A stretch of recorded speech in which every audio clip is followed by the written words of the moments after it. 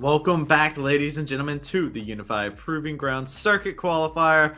We're inside the finals, and 100 Thieves Nets, I believe on the caster said it, casting a shadow right now. It is hard for any of these teams, and Golden Guardians are having a bit of a struggle now, guys. That was a very decisive game number 2.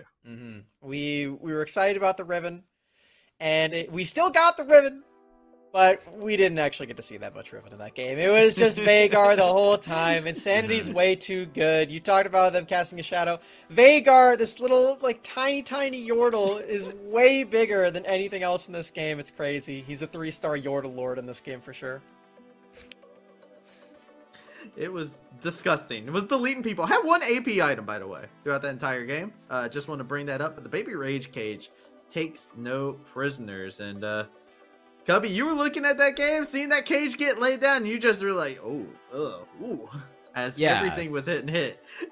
Yeah, I know that, my boss, Kelsey Moser, tweeting about some fan service picks. We got the Sniper Riven, we've got the Tony Top Gwen, and then Insanity Veigar, which was just kind of forgotten about and brushed over, and Insanity was like, nope, it's all about me this game. And the setup that 100 Thieves had, I know that Mike Young, you were kind of saying they need to have better setup around mid if they want to use snowballs for GGA in game 1.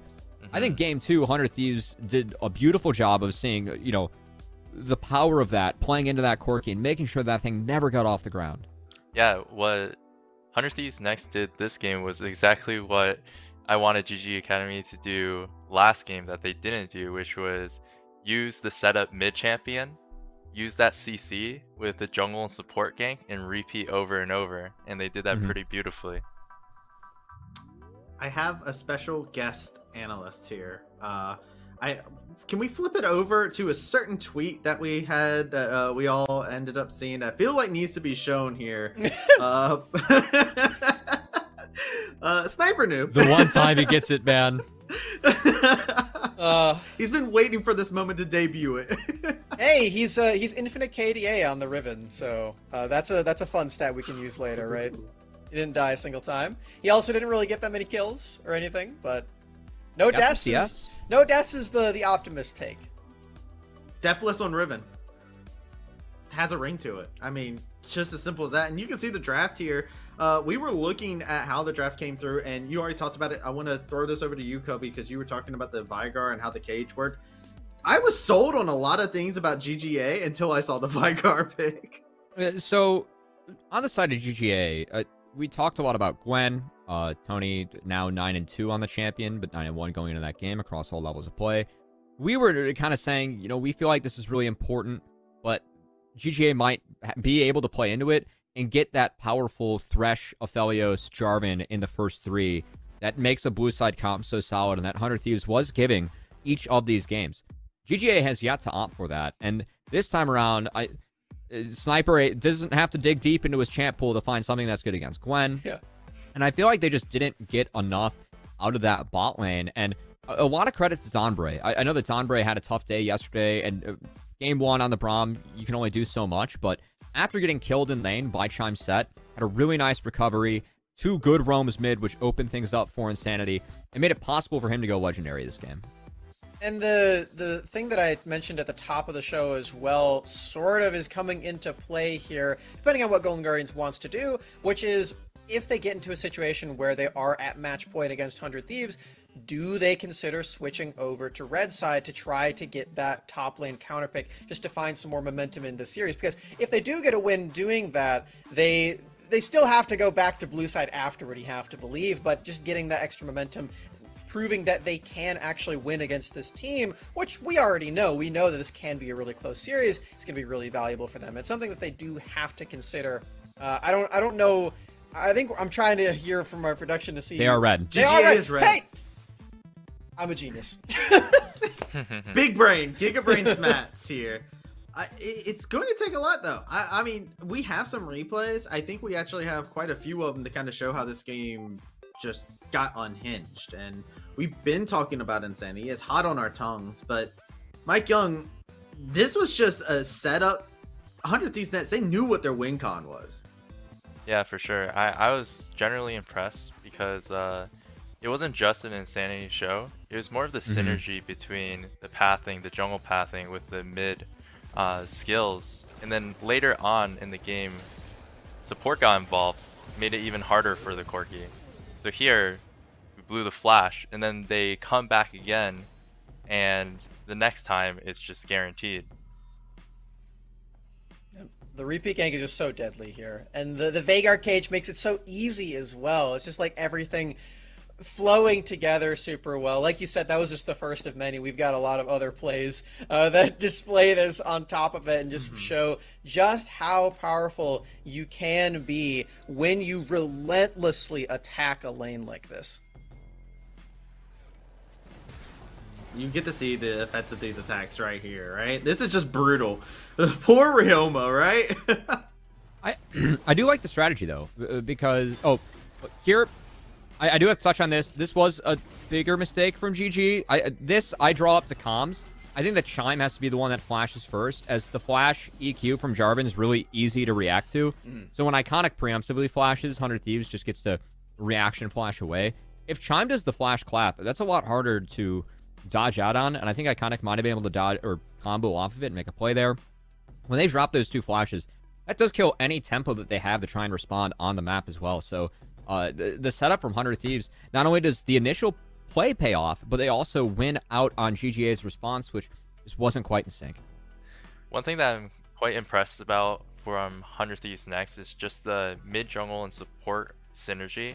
How a lot of it is tied into each other, as we saw from the last replay, and specifically here, just noticing that the mid jungle synergy, where you're synergizing the wave crash timing with the dive attempt, this is something we didn't see in the first game when GG had the opportunity when they were the aggressors. Now in this game, the Veigar plus Xin Zhao's obviously the aggressors. They actually pull off these dives. Right, a real small point in that last replay, when they were going for that dive, both Donbray and Array stepped away from that turret, which Iconic could have counter dived. So this isn't only just a mid jungle thing. This is a team effort coming out from them, and they're the better team on the day through 2 games. So I really want to see if Red Side's the solution for GGA, and if they can try and patch some things up. Maybe they opt for a lot of scaling. Maybe a counter pick makes it happen for them. But 100 Thieves next are really playing good League of Legends, especially in that last game. Game 1, few holes, but a good comeback. This game is really nice from them. And hey, we saw the creation of the raid boss, right? And Svats, you were talking about it. Hey, there was more to this team. Talking about the team, so many things went right for them in this Nets replay that we have here, just showing how these teams were able to work together so well. Yeah, we get to see the culmination of everything coming together. Insanity at this point has an Anathema's Chains already and a stopwatch, so he's impossible to kill. And I do want to take this moment to highlight something that I mentioned yesterday about 100 Thieves next, which is that this team does have a lot of players on it that are all very well versed in carrying. Array, previously on Resolve, was the main carry of his team. Sniper, of course, we're expecting to be a big carry, and he has been shown to do that as well on this team. And they're showing that really well here too, with Insanity being the main focus. Array taking a bit of a backseat, playing utility in this game, a very well played game of Jhin. And Sniper, even though he's playing his signature Riven, he's not really involved until the late game team fights, because he doesn't have to be. You're setting up for the mid lane. You have so many potential players on this team for 100 Thieves next, and we just keep getting proof of that more and more and more in just the first tournament that they're playing, just the first month. I will say for Sniper, I don't know if 100 Thieves next are trying to buff up his CSD stats, and if he's trying to roll swap to support, like the rest of the supports they have in their org. Because if they want to go for the Sniper highlight reel, I feel like, you need to actually pull that off instead of just going for CSD. Chime is the support with the highest CSD in Academy right now. God. So that actually is something very important for them to do. Also worth noting, Sword, who will likely be coming into this team at the next tournament, is second in that. So we got some pretty good supports at these teams.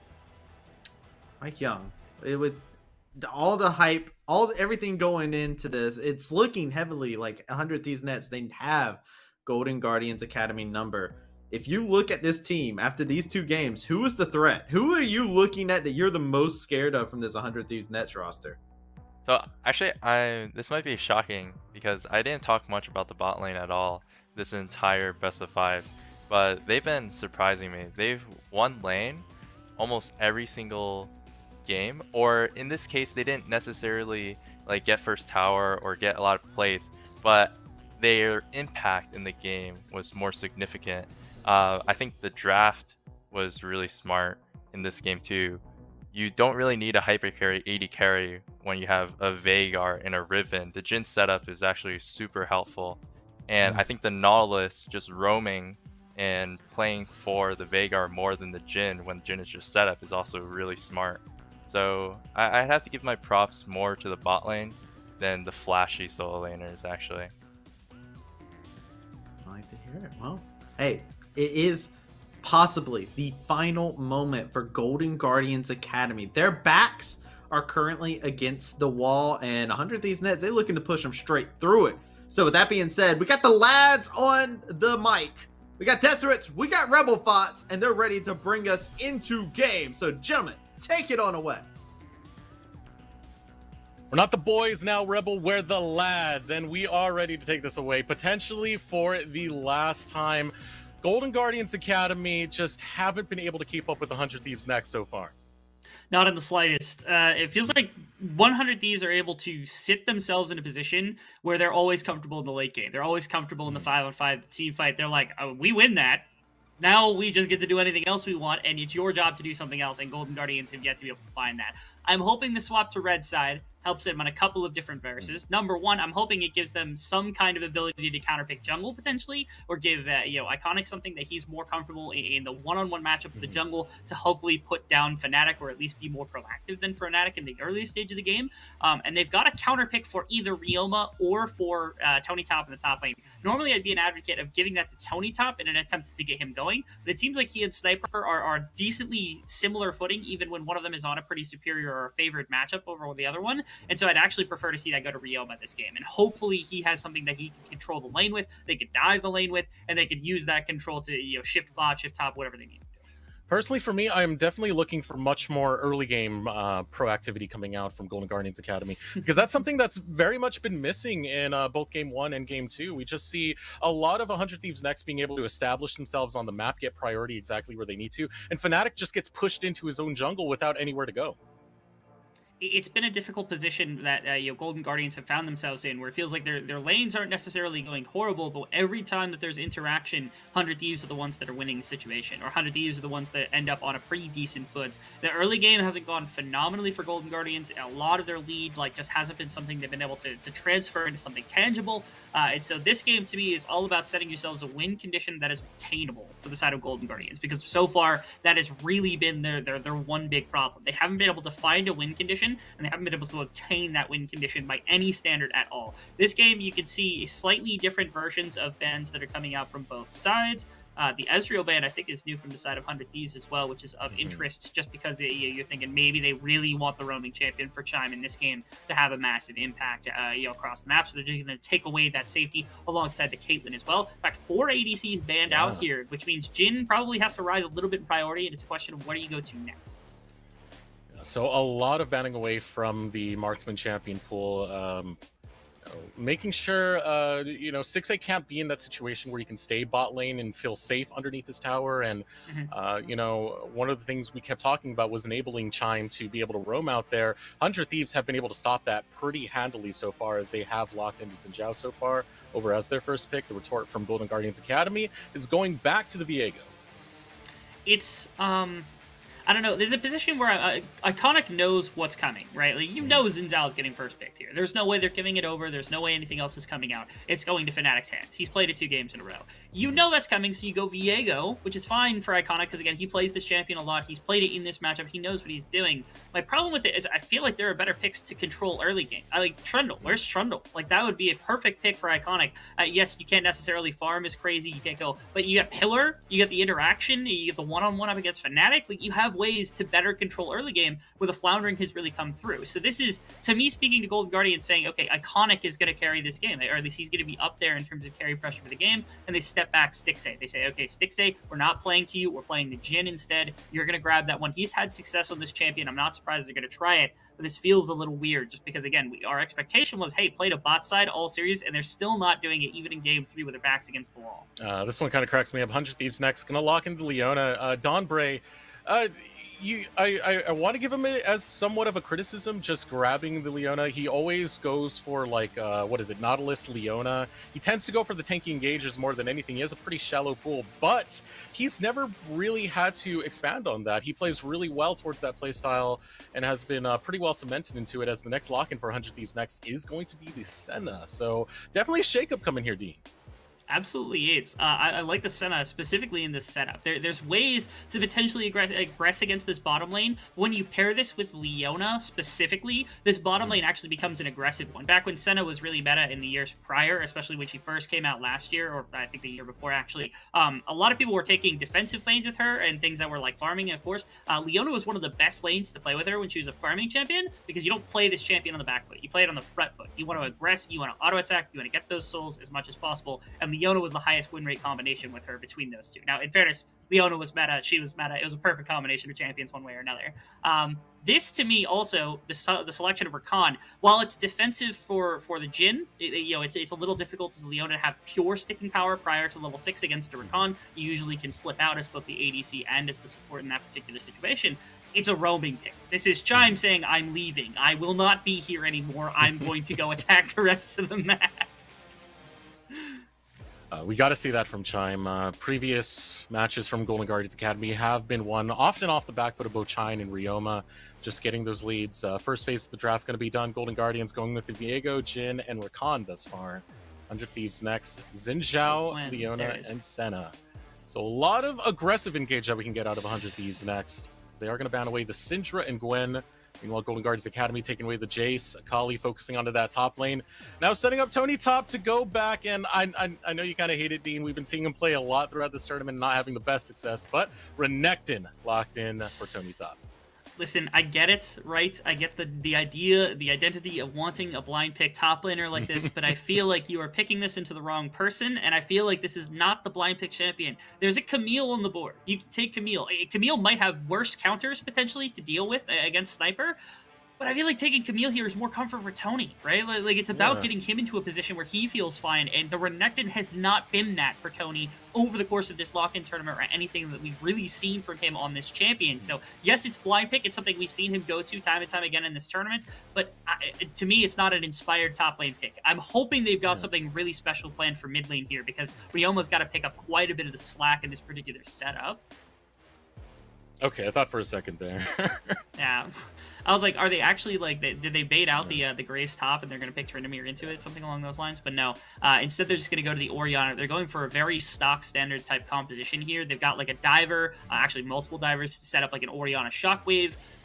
Their damage backbone is mostly an Iconic, which isn't shocking. They've tried this composition a number of times with Viego and the jungle being like the reset city, being able to have a bunch of damage.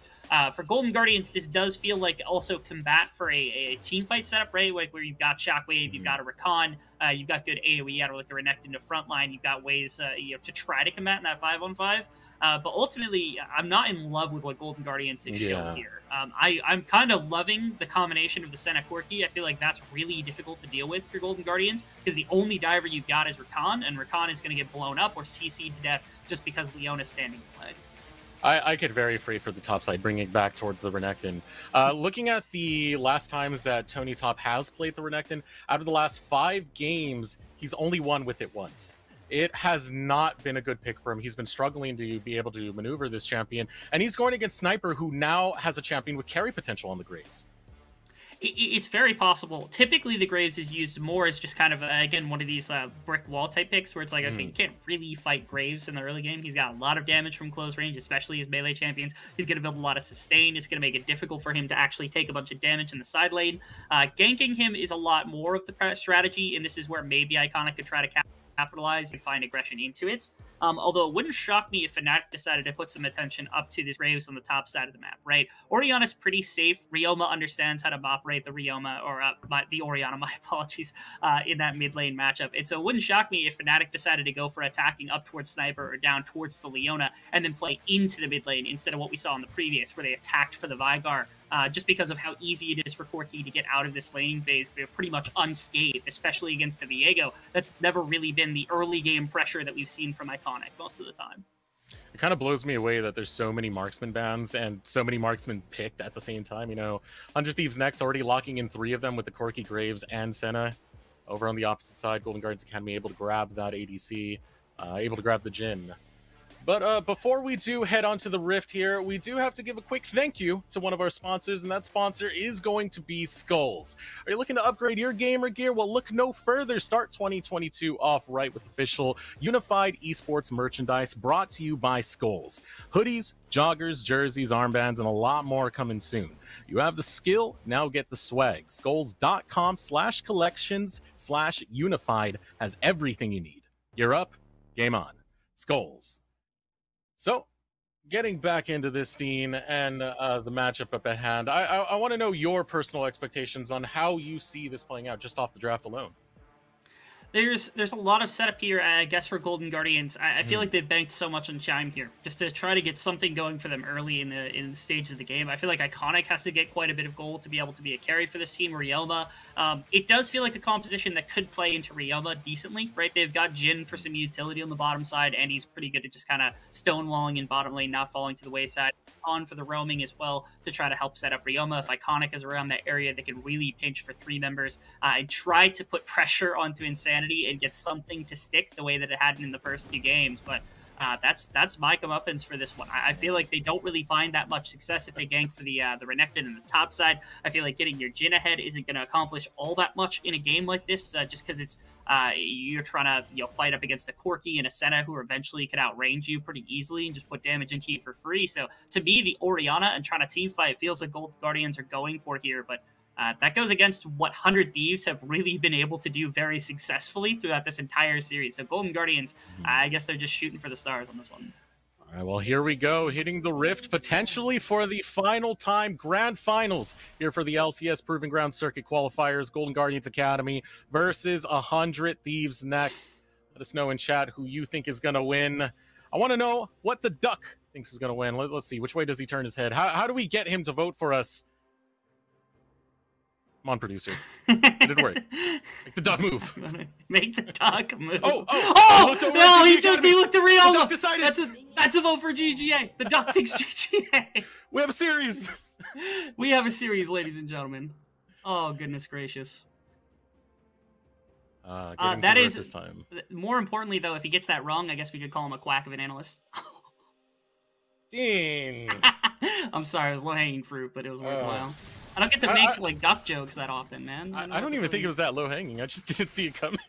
You don't really get the duck pun here and there. You don't see the duck that often, and our observers they gave me a treat here to be able to play with. Thank you so much to our production crew for that.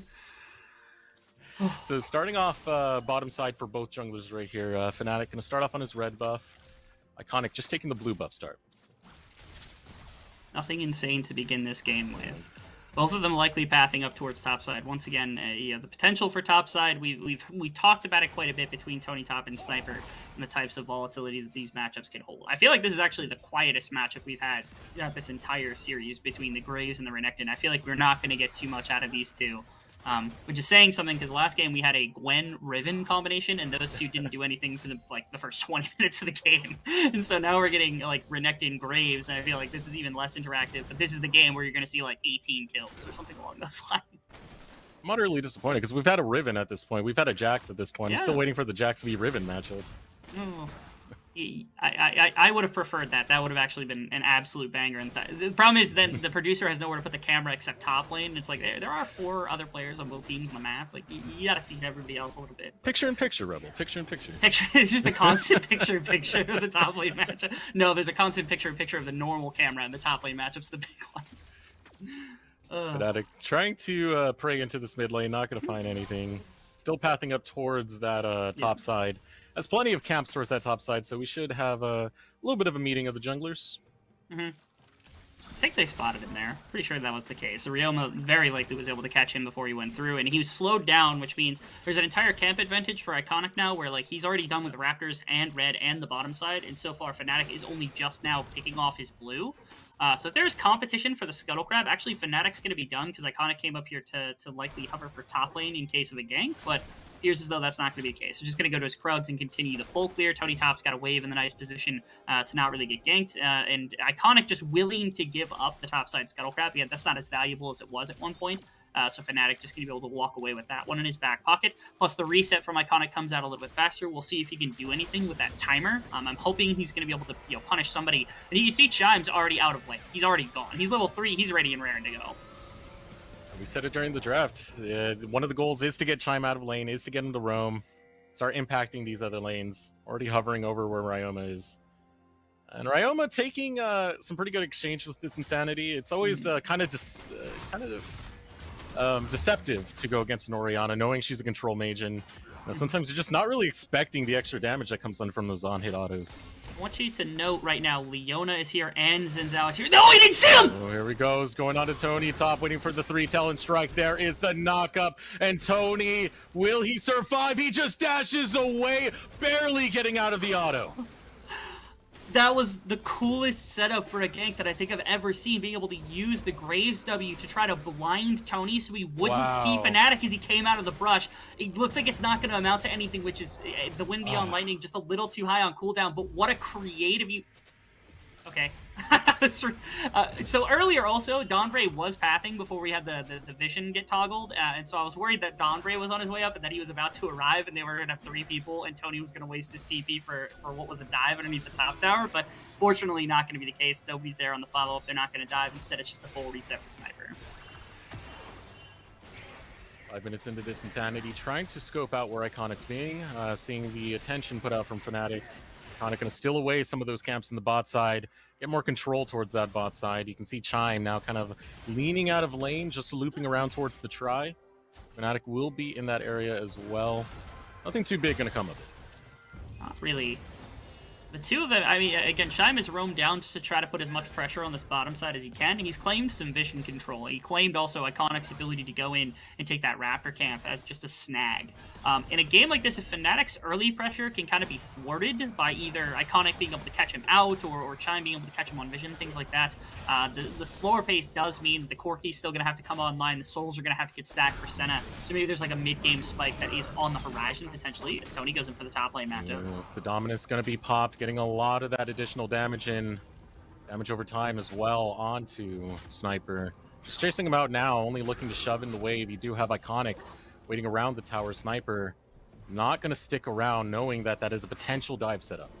This is the first look at a Golden Guardians team who's actually been leveraging some of their early lanes and that Iconic has been able to have a massive impact towards, right? Like, if this lane had given up a kill very early to Fnatic, this could have been problematic. But Tony Top now just gets to proxy this wave, and there's no way for Sniper to step back up. He's trying to get back, and now Fnatic's here as well to cover, which could be real problem for Tony. He's going to get caught out. Oh, Tony not realizing that he stayed for far too long. Collateral damage in his face.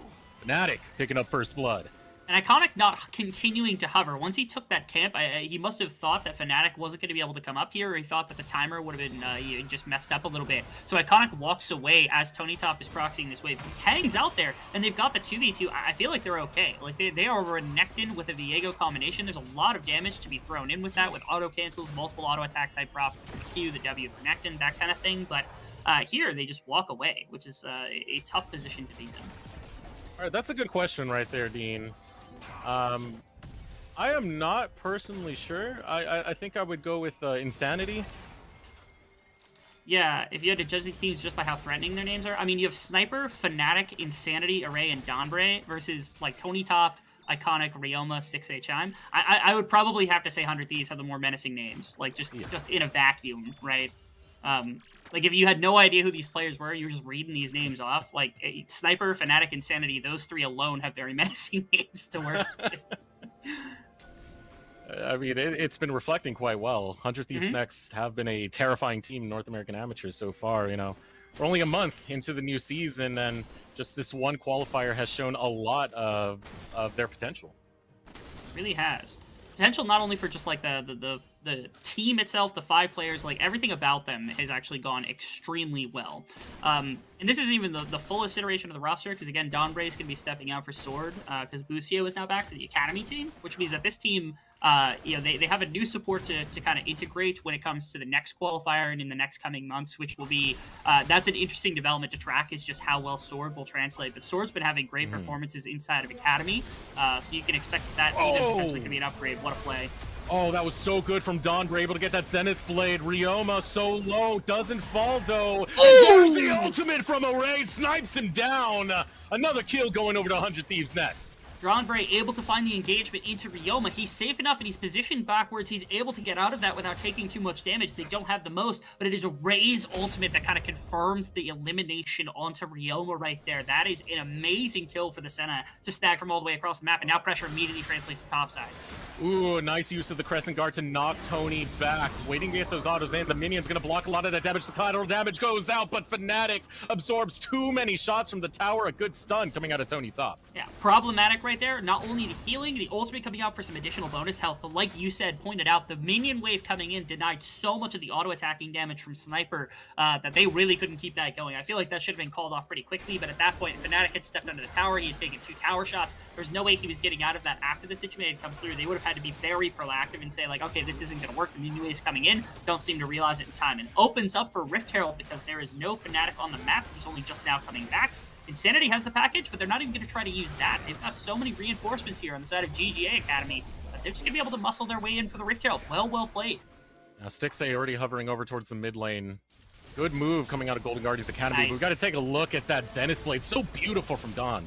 Yeah, I love that. The E-Flash combination is a little bit tricky to try to understand. And again, look at that ultimate from Array. Pushed him forward into the other team to potentially throw in damage, but you know, Ryoma just doesn't even walk away. And then Fnatic immediately, he says, okay, I can go tank top, or I can go gank top lane, because look how far Tony was up in the lane. He only just now started moving away, perhaps on the communication, but the wave coming in is the important one. The ultimate from Fnatic kind of knocked him away. I was hoping maybe the angle was better to try to get on a sniper. Look at that trade of damage. The W, the triple shot between the Q, getting a little bit more damage, as well as the sustain coming in.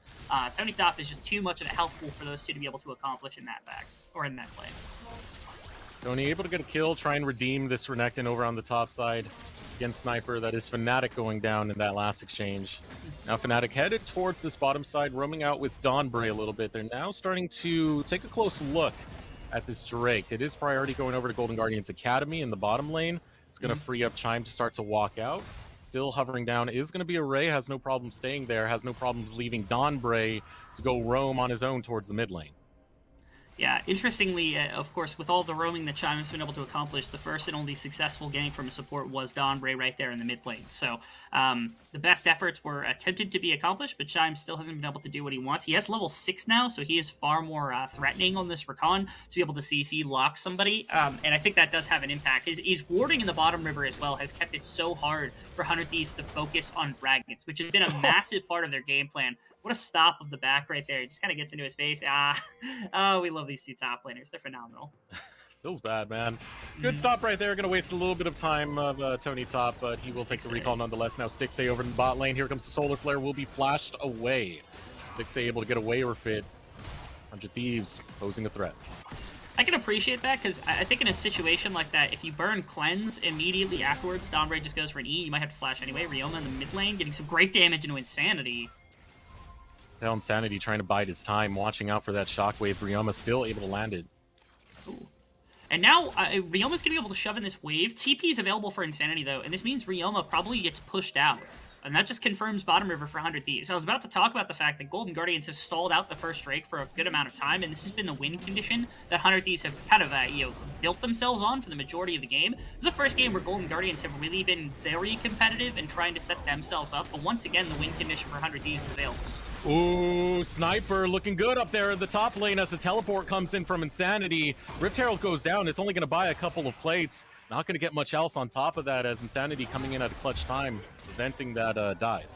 incredible defense, not to mention the ultimate from Array being used, the global for the additional shielding, the potential damage onto those two, meant that they couldn't go for a full dive on a sniper. It's already hard enough with the Eclipse and with the Graves being able to dash, throw the W down. There's a lot of problems that could come about from auto attackers, especially in melee range, trying to get underneath that tower. So thankfully, Golden Guardians, they just like call that. They're like, all right, let's get out of dodge as fast as possible, make sure this doesn't go over. So they do get the ultimate from Array and the teleport from Insanity, and still grab a couple of plates for their top jungle combination up there.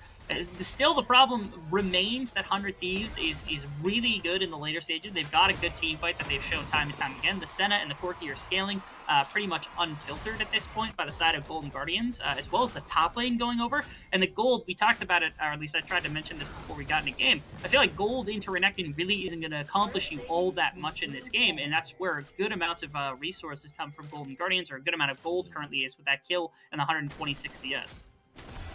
Meanwhile, looking on the side of 100 Thieves next, you do have kills going genuinely the places you want to, mostly the places you want to see. You know, Ray having one of those kills, another one picked up by Fnatic, taking a look at the gold, and it's exactly as you said, Tony Top, all the way up there having the most income of his squad, but Array and Insanity are exactly where they want to be. Yeah, pretty much this entire 900 gold lead is just sitting in Tony Top. Everything else is relatively negligible. Another flashy from Donbray! And he just wants Ryoma, and he will get him. Chine jumps in to try and provide some revenge to be acquired by Golden Guardians Academy. They're going to get that as they go after Donbray, going golden to prevent the ultimate. Insanity trying to get some damage in, but he cannot defend his support. Golden Guardians Academy do a 2-for-1 exchange. Able to get the better of that now in the top lane. Collateral damage comes out from Sniper. He tries to get away, puts out the end of the line. Tony with the Q, able to survive. Yeah, Tony heard us talking trash on his Renekton before the game started, and he's put his foot down. He gets a kill up against Sniper underneath of his own tower right there. Incredible little play right there. Another problem for Golden Guardians, though, is Ryoma has gone down, hasn't been able to capture a bunch of gold, and Insanity's doing well. Yes, you are able to get a response play with 2 kills in the mid lane, which is fantastic. You're able to put one of those into Stixay, but again, I feel like Ryoma's so much of the team fight potential damage that you have to be careful about this. Donbray, again, out of a lapse of vision, the E-Flash combination onto Ryoma leads to the death of this. Thankfully, the reinforcements are here. You can see Chime gets there just in time to be able to keep everybody in place for Iconic to punish this a little bit more, and the fight continues. This is just a losing fight for 100 Thieves altogether. The fact that eventually, the Jhin is able to get here in time to punish for an additional kill is rather nice as well, all things considered. And then, of course, the top dive that comes in from Tony Top, where he's able to get a kill against Sniper. I mean, gold's going into good places. I feel like the Orianna still has to be one of your biggest focuses in a game like this. Otherwise, you do run the risk of that team fight still being very hard.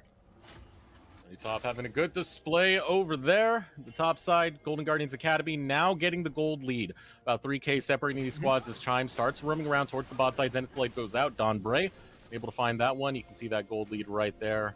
It's about 3K separating them. Now starting to hover around the Drake. We have a minute 20 before that does spawn.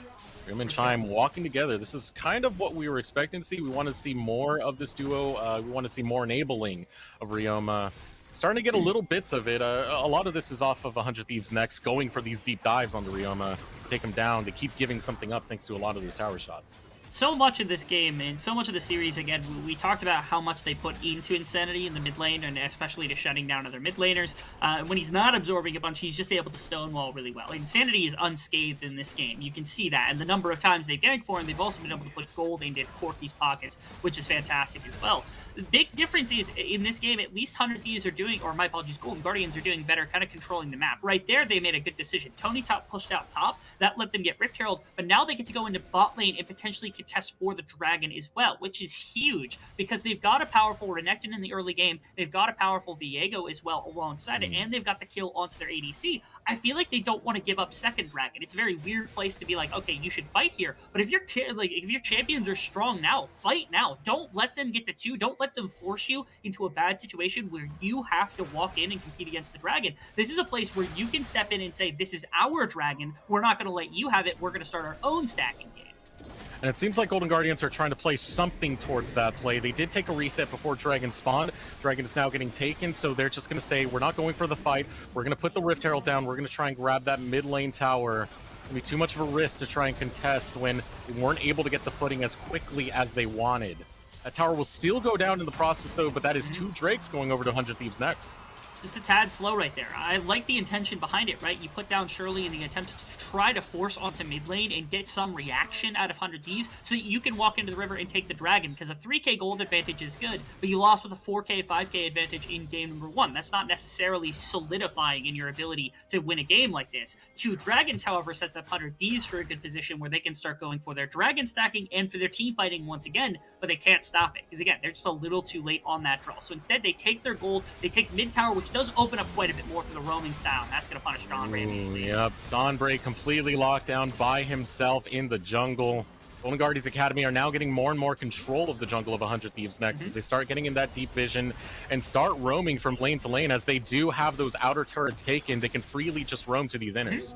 Yeah, the biggest thing about this, I think that's the difference between game 1 and this game, is that mid being down means that all of a sudden roaming from Iconic and roaming from Chime is far more impactful. They can go deeper, they can find different routes, they can attack into these lanes, and they can start looking to push advantages at this moment, right? When the mid tower wasn't down, they didn't have that opportunity, and you can see Chime's already bounced around, already looked for plays across multiple different areas, and this is 100 Thieves who are still skidding on their team composition with a Graves, a Corki, and a Senna. They're waiting for scaling. They're going to be incredibly powerful. So Golden Guardians open themselves up an avenue to start attacking immediately. They need to start taking it, right? Because if they fall by the wayside and they start letting Senna and Corki get into 2, 3, 4 items, things still get really hard and they don't win the team fight eventually. So this is the point where they need to be aggressive, especially around the next dragon. They do not give up another dragon. If you give up another dragon with this kind of control, you're asking for the team to just bait you into a very far late game, and these champions are going to be too powerful for you to view.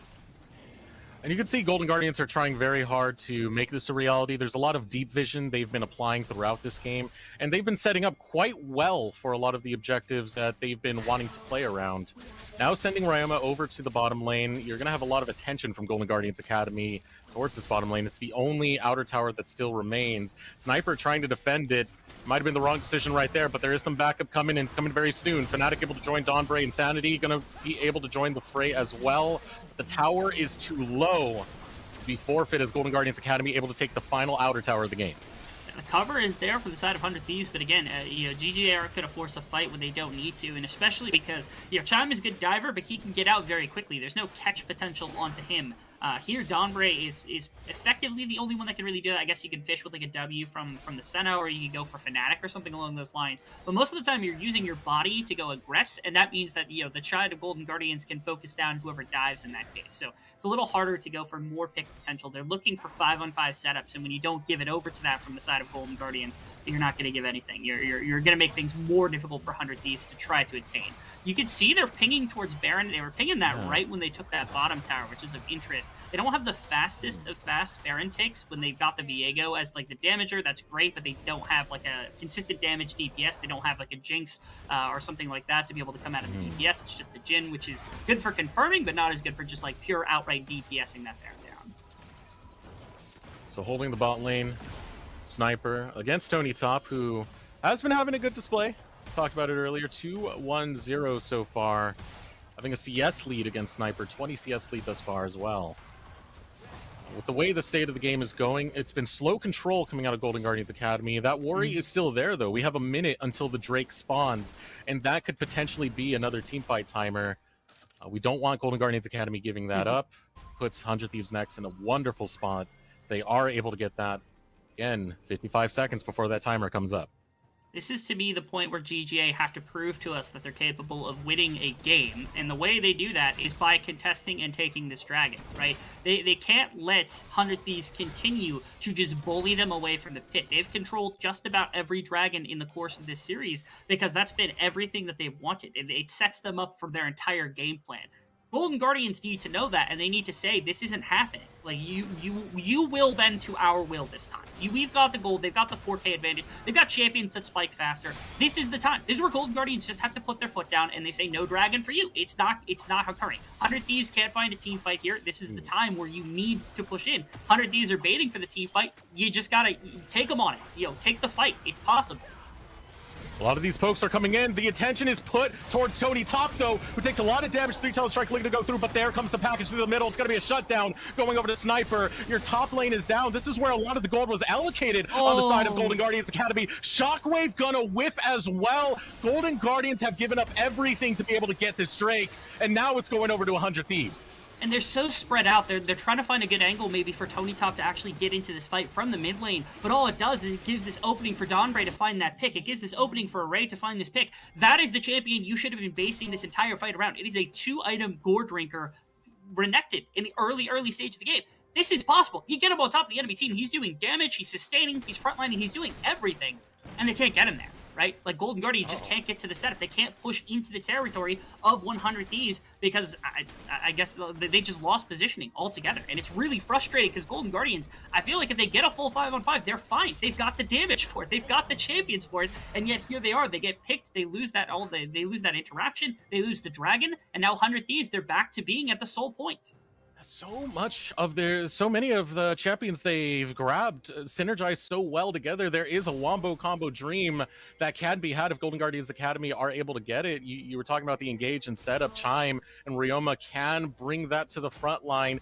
100 Thieves next choose to challenge them in a 5v5, but it's 100 Thieves next, always with the front foot here, always the faster to set up the situation, forcing Golden Guardians Academy into bad spots. But now Golden Guardians, they're going to be the ones getting control over this barren side of the map. You have Ryoma over in the top lane, just shoving in the waves, Iconic, Chime, the rest of them just gathering vision and denying vision from the jungle of 100 Thieves next.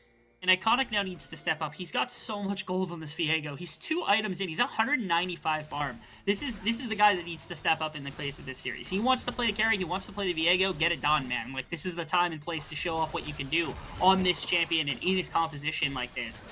Because he's got to be a good amount of the late game damage, and he's in a position where all of a sudden his items are starting to get there. But we haven't really seen that step up from him throughout the series, so I want to see it before we end up closing. I really want to see Golden Guardians just execute one solid team fight before we end up leaving the series as well. I feel like they haven't been able to do it so far. I mean, they have the potential there. This is not a lost game, Dean. No, not at all.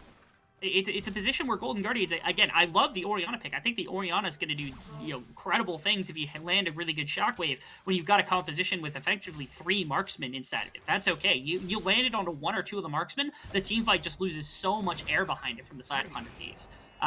It's possible. This is a very good composition for them to be able to actually take a late game fight with if they can get into the opposing backline. Like, a good engagement from Chime or like getting Tony or Iconic onto the squishier members can still win you a fight like this.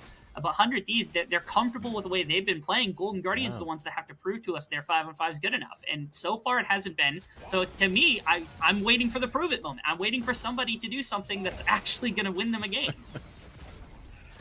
Golden Guardians Academy, there's so much vision on this side of the map towards the Baron right now. They keep reestablishing it. It's putting 100 Thieves next in a situation where they are afraid to move forward. They're afraid to challenge what can come out from Golden Guardians Academy because there's so much damage here. There's so much pick potential, especially if you walk into Chime. And this is the dance right here from Golden Guardians Academy. Bounce between the top and mid. Try and get 100 Thieves to make a misstep. Now they're looking to grab this top tower. There's a little bit of health left on it. Not able to scrape away that last bit. They're going to back off and still hold on to control. Get the wave set, rinse and repeat. They've got all 5 members here on top side. They've been pushing in top and mid wave just over repeatedly and repeatedly, but it's not accomplishing them anything, right? They've had no threat on the Baron buff. Now bot lane being pushed means that Tony's going to have to go catch this midway up this lane, and that's going to open up a place where Sniper, I mean, he's going to go take jungle camps, but if they wanted to, they could just put him into mid lane alongside the Senna, shove that out, and buy back timers for multiple members, and that's potential. And you can see they actually put 3 members up the top side to push back Ryoma, and this means they're going to be able to get their own setup into the river. They don't even have to move the Graves into mid lane to accomplish this because they're able to use the rest of their champions to do it very effectively. And now they have an avenue into that Baron pit if they need to from top lane, or at least they control a bit more of the vision when they time for Golden Guardians to come back in and kick it out and try to capture their own setup off this back timer right here. But another setup you got to watch is going to be that Dragon timer. Dragon Soul just 1 more away. 100 Thieves next. They're able to get that. It is a huge lead ahead, and possibly the last nails in the coffin if they're not careful. And it's nice because 100 Thieves, they're smart about this. They set up the top river because they want vision control of the Baron buff, so there's no chance of trading these objectives. And then they're just going to put everybody on the map into bot lane or into, you know, mid and bot combination of those, you know, positions so that they can contest for this dragon. That's the river control that they're going to hold. See Tony top going on to Dawnbray. Package has been grabbed by Insanity. It's been great at cutting off a lot of these escape routes from Golden Guardians Academy when they do get ganked, when they do get caught. Now 100 Thieves next, inside track, have priority onto the Drake. They have Tony top isolated as well. Now Iconic looking to go in as Tony top dives in as well. Here comes the package and the knock up the backline. Chime trying to do it, but Sniper will take him down. Now running is going to be Tony top, but Array is waiting in the wings to deliver the pain. Goes gold. It doesn't even give Tony the time to get the damage in. Another shutdown goes through as Ryoma's going to fall. Sniper able to back off in time, but Stixay has his number, but that is an ADC flashing forward. That is your carry flashing forward, and he has no way out. Stixay falls 3 down for Golden Guardians Academy, only costing them Sniper, and Insanity is looking for more as he starts to stalk Iconic, starts to get the autos and looking to land those missiles. One more on the backside, unable to get it, can't get the big one as well, but still 3 fall, and now Dragon Soul picked up by 100 Thieves next. This game got so much exponentially harder for the side of Golden Guardians off the back of that. Not only do you throw a team fight, you give over Ocean Soul to a team with a Senna, and you got multiple, like, just sustained characters in the Xin Zhao with the Goredrinker. You've got, like, the Immortal Shield Bow on your Corki. You got the Graves top lane with the Eclipse and everything else. This was, like, the setup I've been looking for, right? Where's Ryoma here? He's in the top, and they can't find it in combination with Tony top and Chime. They get Tony top into the backline, he gets into multiple members, Chime gets into multiple members, but there's no Shockwave! There's no Shockwave anywhere in here. Ryoma hadn't used it up until this point in the fight, where he has to flash away because Dawnbray's able to get back on top of him.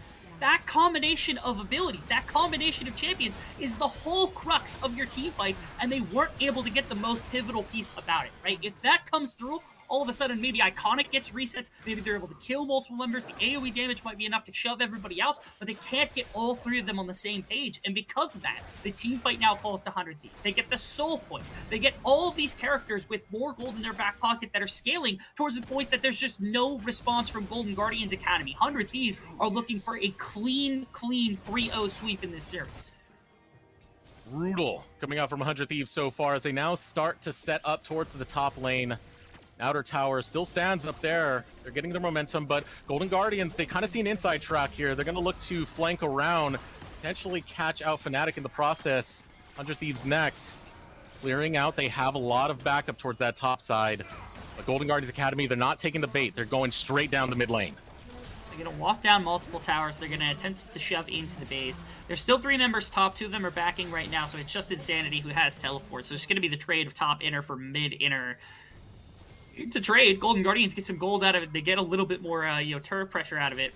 They're hoping, perhaps, that there's a possibility that if they do win a fight at some point, that they can run down mid and maybe be able to win the game off of that. But that timer, I feel like, is ticking away slowly, because the team fights are already hard enough to try to win in the right situation, even when you've got your ultimates up. I guess Rabadon's is going to be done for Ryoma here soon enough, but I feel like 100 Thieves don't even have to take fights if they don't want to. Their range is high, their sustain is insanely high. They don't have to look for the pure 5-on-5 engagement. This feels like something where, like, they could take, like, a standoff in the river at Elder Drake or next Baron and just throw damage at the other team, and there's no way for them to sit there and take it. And they've been behind gold all game, but we've been talking like 100 Thieves next have been in the lead all game, because that has pretty much been the case with the way they've been able to play their map presence, with the way they've been able to take a lot of these late objectives, already having the Dragon Soul, having so much gold onto Insanity, 3-0-3 over there in the mid lane. Everything's going well for 100 Thieves. It's a position where 100 Thieves has the gold in the right place, right? Iconic over this series has had pretty consistent CS advantages and gold advantages over Fnatic, but the early pressure has not been there. They haven't been able to capitalize on it at all as Dawnbray gets engaged. Yeah, attempting a engage onto the tanky support there, but there comes the counter engage coming out of 100 Thieves next, and they focus down Ryoma, blow him to smithereens. There is Tony top, but there's 5 members of 100 Thieves next, gunning you down. A shutdown for Insanity as 100 Thieves next. They take to the top lane, the mid lane. I think they might as well take Baron as well. I mean, it's going to have to be a miracle steal from Iconic. I don't think you can give them this, right? Like, this is a situation where you almost never steal this. They've got vision for it. They have ways to contest it. You've got Smite. Iconic's got it in there, right? Like, there's no way he wins this without... Like, this game is lost if they lose this Baron almost certainly. Oh, and the package over the wall. Valkyrie to follow. Goodbye, Iconic. Goodbye, Baron. And this could be goodbye, Golden Guardians Academy. The siege begins, right? Like, this is a situation where all of a sudden 100 Thieves, they've got Ocean Soul, they've got Baron, they've got range, they've got wave clear. Even if they accomplish nothing except taking outer towers and pushing up mid and bot, they just go to Elder Drake and then they do anything they want on the map. There's no response from Golden Guardians. This is a really, really terrible way for Golden Guardians to eventually go out, because it feels like they've had such good performances in 3 games. Gold advantages in all 3 of them, and yet here they are, 3rd game in a row. The soul is given up, the late game is achieved by 100 Thieves, and they are the ones that are incapable of forcing their will in a 5-on-5 situation too early in the game. 100 Thieves, they've challenged Golden Guardians to win this series, and Golden Guardians haven't been up to the task. Wow. Oh, Chime, you can see a little bit of a fake out there, trying to figure out, oh, do you have backup? Do I have backup? Wasn't the case for Chime. Bad spot right there. Just a couple of autos coming out of Array. Punishes his health bar, sends it back to the respawn, and 100 Thieves back to the siege as they're going to take down this bot lane inner. Easy enough with a wave stack like this with the Baron buff. There's not even a ridiculous amount of wave clear in a game like this either, because like Orianna's pretty much the only one. She's on the cross map right now, and they attack that instantly. Like, who's gonna clear this wave? Jin's gonna press W, kill one of those Baroned up cannon minions. That's the best you've got. But they're able to tear through the bottom inhibitor tower, and that means the base is now broken. But again, the important bit here is that Dragon's up in 30 seconds. That's Elder Drake that's gonna be up, and they've got mid and bot pushed all the way into the base of Gold Guardians Academy. It's so much harder to go out and contest against this composition, especially when they can entrench with what their setup looks like right now if they don't just win the game right here.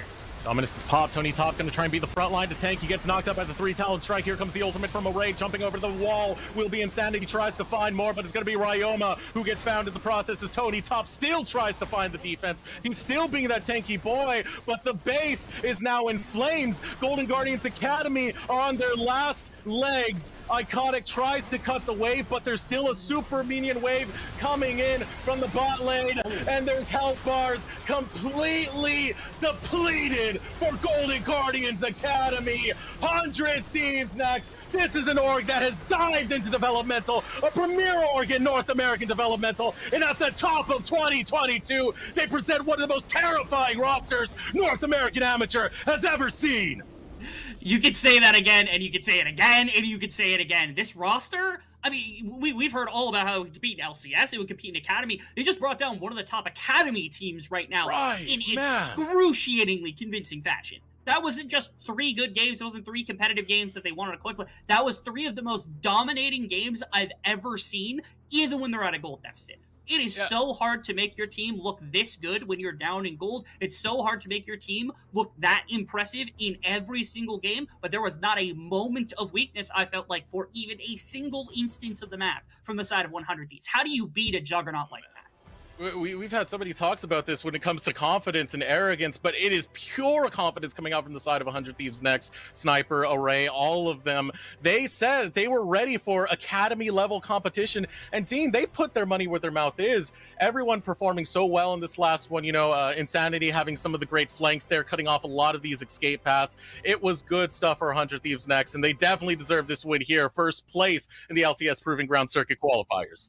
Absolutely was. 100%. Golden Guardians had an amazing run. They had some very great moments. They had some incredible play throughout the tournament. I feel like this finals wasn't really indicative of the Golden Guardians we were expecting on the day or anything they put out through the tournament, which is unfortunate. It happens from time to time when like a team is not going to be able to live up to their expectations. Because we expected this. A lot of people expected a full best of 5 type final or a lot more competition. This kind of didn't look like Golden Guardians was ready for this, which is it's completely fair. It happens from time to time. 100 Thieves, they were ready and raring to go. They won in every position. They were the dominating team on the day for very good reason. And they threw down now a challenge to not only other teams inside of Amateur, but to all Academy teams that they're not coming for these open qualifier titles. They're coming for the Proving Grounds title. And they are absolutely the contender to look at right now. You could say that again, Dean. A phenomenal performance coming out of 100 Thieves next. But that is going to do it here for the casting desk. We want to thank you for joining us here and just the games we've seen here today, all these players, what they've been able to provide for us. This is some intense stuff. We're going to throw it over to short break. When we return, the analyst desk, I know they're aching to break this one down, so be sure to stay tuned. Hello, ladies and gentlemen, and welcome back to the Unified Proving Ground Circuit. We're done with the finals. Sniper, you got the swag on. You're ready. First competitive. You take everything. How does it feel, man? Feels okay, I guess. I mean, I was just playing okay. confident. Yeah. Yeah, it was fun. It was fun. They're a good team, and we won, so I'll take it. Hey, look, you even got to pull out the Riven. Unfortunately, you did say that you were too excited about that Riven game at the end of it. Yeah, game was a little boring because like he was just playing safe the entire time, which I don't blame him. I'm playing Riven with Ignite. But I actually could have solo killed him like a level 6, I think it was, when he went for a certain minion. I could have just all-ined him there and I could have gotten a solo kill, but it's fine. We learned from our mistakes. Yeah, hey, look, and learning y'all did, and game number 3, you guys did have a little bit of a rougher time in the very beginning. Golden Guardians seemed like they had figured out a way. They got over the red side, took it away from y'all. Yeah. How were the comms going throughout that game? I mean, the comms are normal. I think there's actually a play where I misclicked my flash on Graves. I did it on Riven too. I don't know like what's going on. I'm not nervous or anything, because like personally I always play with confidence, and I don't really get nervous about like series or like just like big games, I guess you can say. But yeah, comms are normal. Everyone is chill. We knew we had the series, and we took the dub. Take it. Hey, look, and it's gotta feel good. The dub is here. The finals are y'all's. You guys secured it, and you guys beat an academy team. That's gotta feel even better for you guys coming out from as an amateur org here. Yeah, no, it definitely feels well, or it definitely feels good. Yeah, I mean, it was fun. It was really fun. This team personally, like, they don't play scared, which I like. So yeah, I just got to do my thing.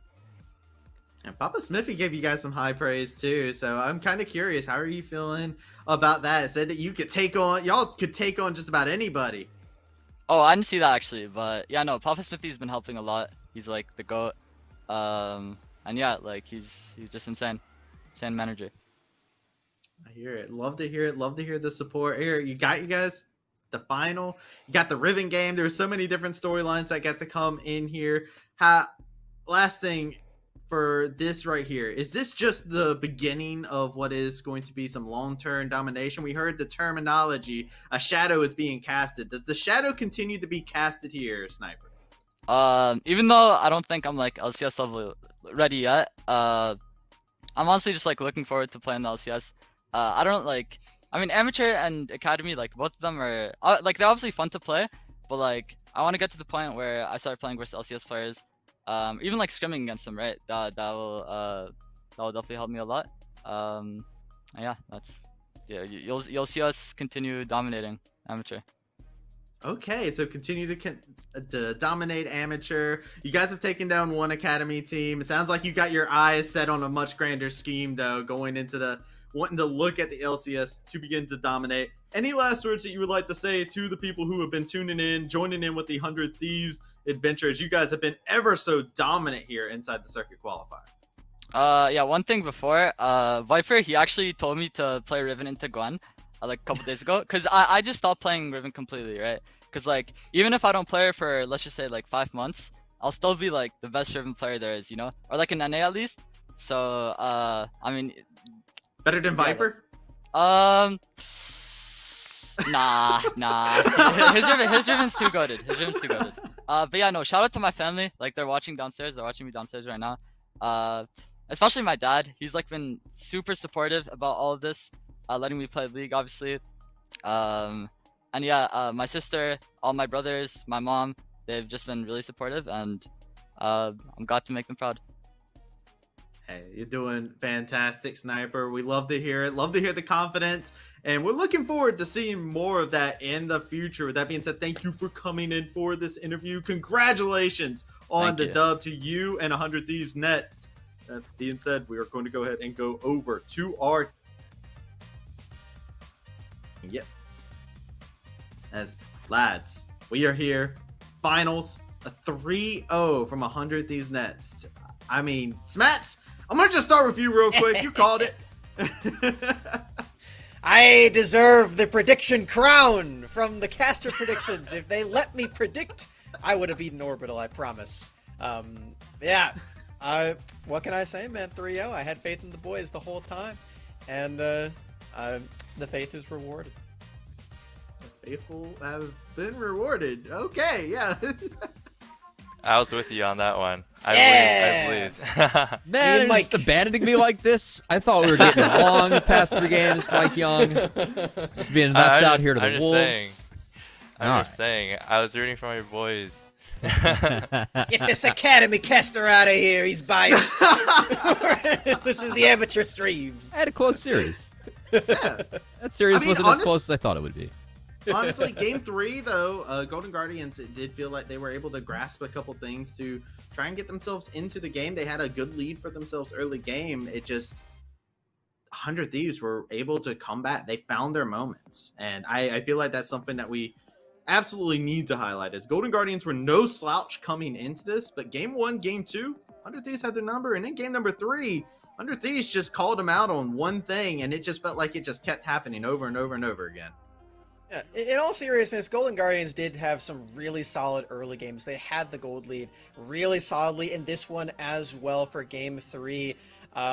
It's just there is one particular objective that they let fall to the wayside every single game. I believe Mike Young has the stat for that one. Yeah, I noticed that like 100 Thieves was getting every single dragon, literally all the souls every single game, and I'd have to give that up to the jungle. And jungle support synergy a ton with just roaming a ton around mid and creating that window to control that river. We saw it in the second game too, where they were just ganking Corki on repeat. But even in this game, where it was a little bit slower paced than the second game, they were just playing more objective focus. So even if they lost like 1 game or 2 games, I still think in the end of the day, 100 Thieves deserves to win, the series entirely because of the general team synergy that everyone has for objectives and just for playing to the win condition. And we have a couple replays to really highlight what you were just talking about with Fnatic, because I feel like this is a player that's been playing for the team, making sure that they get ahead in all the right places. And it started off with Fnatic looking towards this top side of the map. I think that, like, throughout this series, we saw Fnatic start to find more plays in the early game. I know that that's something where yesterday Fnatic wasn't too thrilled about the series against Winthrop, given the fact that Mordio had some pretty creative level 1s that I think caught him off guard. But here, this was really unfortunate for Tony Top, as Sniper throws the smoke screen. Tony doesn't see it, gets chunked out, and miraculously is actually able to get out of this one. Yeah, really honestly, just from a jungle perspective, I think it's a really good play in the end. Even though they could have just flashed and killed the Renekton right away, but it's a really good look even on the 100 Thieves side because they're playing to the Graves, the volatile lane in the top lane where you'll have a really strong lane bully in the Graves, but Renekton also wants to play really aggressive. So if you kind of slow down that aggression from the enemy team there, it just generally helps the entire team and helps Graves reach to the mid-game state. And you did see that was a thing that Fnatic really wanted to push home. This was not the first gank. There was a repeat, and they wanted to send the message. The plays were just so solid. It's the same for this game as the last one as well, where he blew the flash early and then went for the repeat. You had something to say, Mike. Yeah, so here the repeat's really good because generally like Renekton's a lane bully. So like if Renekton can't get ahead and he can't play for those plates, then Graves is just going to be a better champion at majority of the game.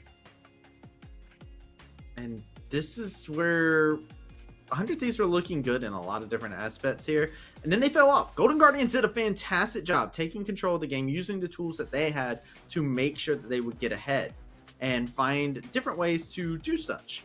But then it went south. And we already talked about this statistic, 12-0. Dragons all in favor of 100 Thieves Next. And this is the first big example here where we see 100 Thieves make a huge pick to get themselves another dragon.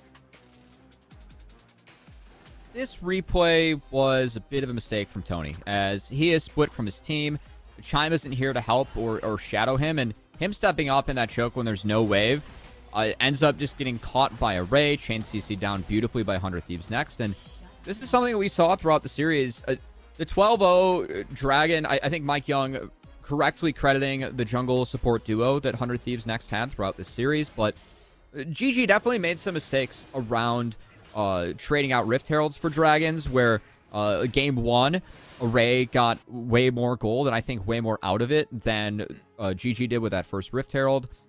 This is another instance where they got caught, didn't properly set up, and I think GG, when it came to Dragons, every single Dragon they set up was through mid. I think that with this comp, you can actually set up through bot pretty well. You can have Rakan, Renekton kind of pincer flank in the choke, something that we've seen a lot of teams doing pretty well.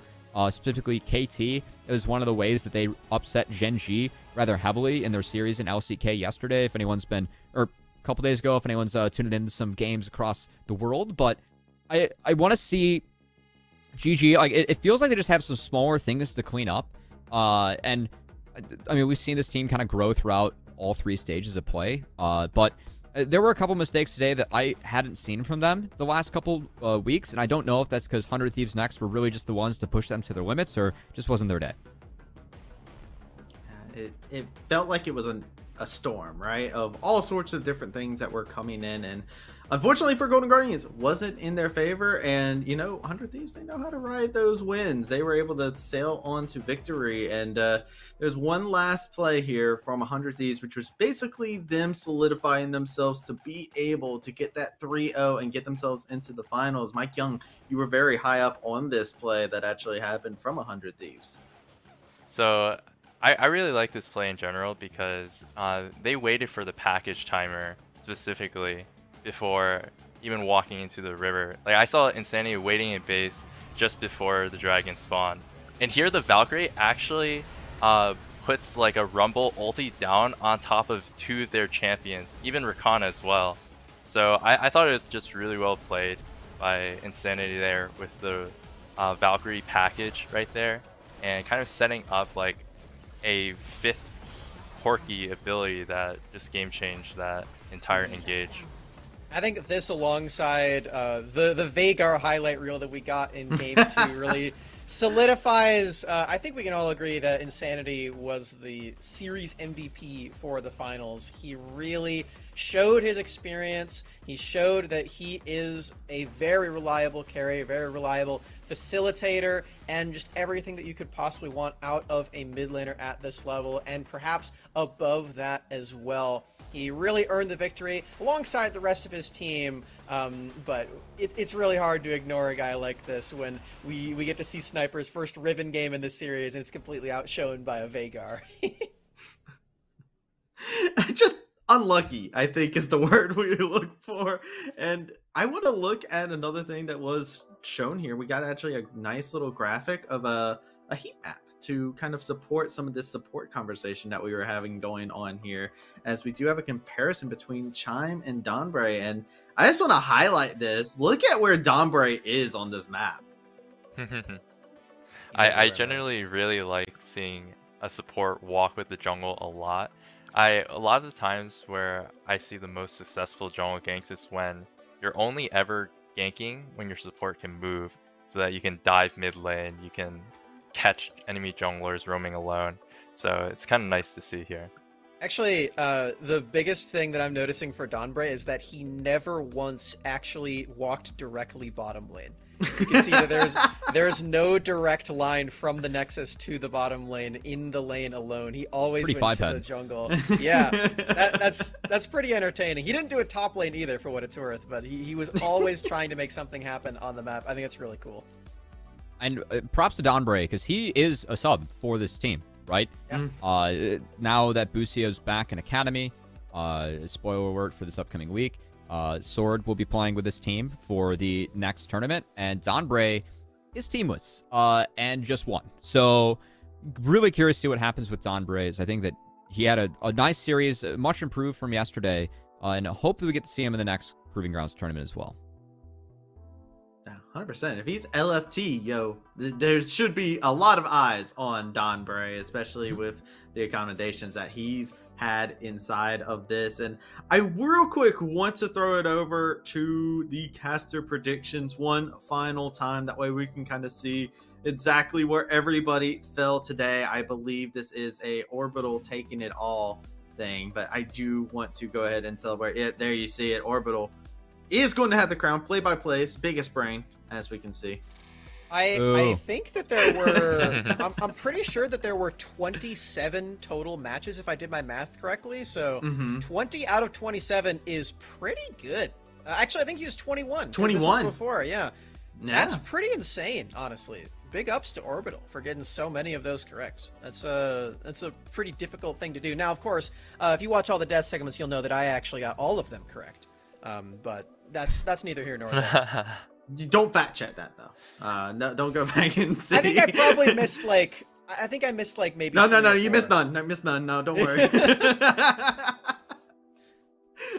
That being going on, this is the end of the series. This is the first qualifier here, and I want to go ahead and pick y'all's brains real quick before we close everything out. How do y'all feel watching through this first qualifier, seeing some of the exciting things? I'm gonna start with you, Cubby. You look like you're ready. You got something on your mind right now. Yeah.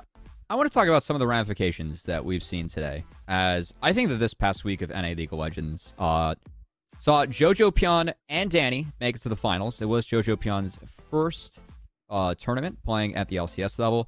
This is the highest level of play that General Sniper is legally allowed to play in due to Riot rules and his young age of 15, and he won. NA talent, I feel like with moving into the second year of this pipeline and you know, the third year of things being more invested, even thinking back to the 2020 season of Scouting Grounds where you competed at the highest level, Mike Young, I have hope for NA. These guys actually give me hope for NA moving forward. I think that the level of play that people like Sniper, like Jojo Pion, and like some of the other, even 15-year-olds that we had in this tournament, thinking of Griffin, who played really well, Crimson, of course, Sniper's twin. This is his first tournament, and although I think that he has some room to improve, he had a really nice showing on some of those Cinder games, especially. There are a lot of good young players that we have between Academy and Amateur, and I'm really excited to see them grow and move to that LCS stage, because someone like Sniper, he already has his eyes on that prize, and given the pedigree of his family and given the accomplishments that he's already been able to do at the age of 15, he's on his way to that level. So I get really excited about NA talent. And I think that we have a lot to be excited for right now, looking at some of the players that we have in these tournaments. Yeah, most definitely. I'm super impressed by how humble Sniper is when it comes to working hard, even after a win. Like, I could have played that better. You know, I could have solo killed him if I, you know, went in at the right time. And even though, like, it's not the same as, like, him throwing or, like, dying, he's like, well, I could have gotten an extra kill. So that's pretty impressive to me.